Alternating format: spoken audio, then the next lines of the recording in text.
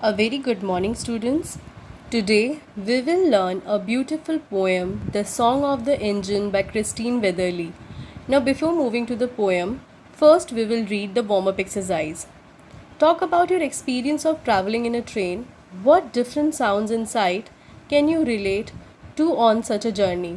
आप अपनी ट्रेन का जर्नी जो भी आपने कभी ट्रैवल किया है आप अपना एक्सपीरियंस शेयर कीजिए और बताइए कि जब आप अपने जर्नी में गए थे बाय ट्रेन तब आपने क्या क्या साउंड एंड क्या क्या साइट मतलब आपने क्या क्या देखा था on your journey.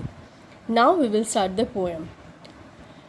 When you travel on a railway and the line goes up a hill, just listen to the engine as it pulls you with the will.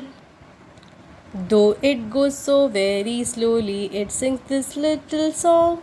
I think I can, and so it goes along. But later on the journey, when you are going down a hill, the train requires no pulling and the engine singing still. If you listen very quietly, you will hear this little song.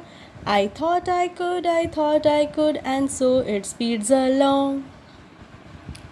Okay, this way आप इस poem को बहुत ही अच्छे से याद कर सकते हैं.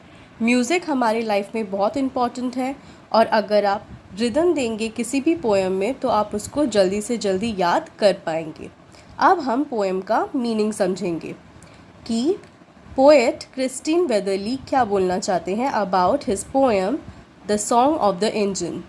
When you travels on a railway and the lines goes up a hill, just listen to the engine as it pulls you with a will.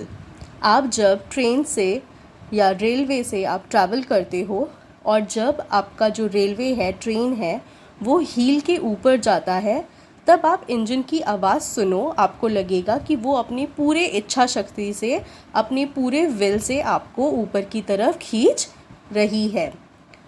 Though it goes so very slowly, it sings this little song. I think I can, and so it goes along. जब railway धीरे धीरे heal पर चढ़ती है, ऊंचाई की तरफ जाती है, तब वो बहुत स्लो होती है. बट एक सॉन्ग है जो हमेशा सुनाई देता है, जो ट्रेन हील में जाते जाते हील के ऊपर चढ़ते चढ़ते गाती है. आई थिंक आई कैन वो अपने पूरे विल पावर के साथ गा रही है कि मुझे लगता है मैं कर सकती हूँ और वो यही करती जाती है. And so it goes along और वो यही गाते गाते यही लिटिल सॉन्ग गाते गाते हील पे चढ़ाई करती है. But later on the journey when you are going down a hill the train requires no pulling and the engine singing still. मगर उसी जर्नी में जब बाद में हील से नीचे उतरती है ट्रेन तब उसको पुलिंग की मतलब खींचने की ज़रूरत नहीं पड़ती है क्योंकि जब हील से नीचे उतरता है ट्रेन तो वो धीरे धीरे खुद ही उतरता रहता है और जो इंजन है वो तब भी गाना गाते जाता है. क्या गाता है? If you listen very quietly you will hair this little song. I thought I could and so it speeds along.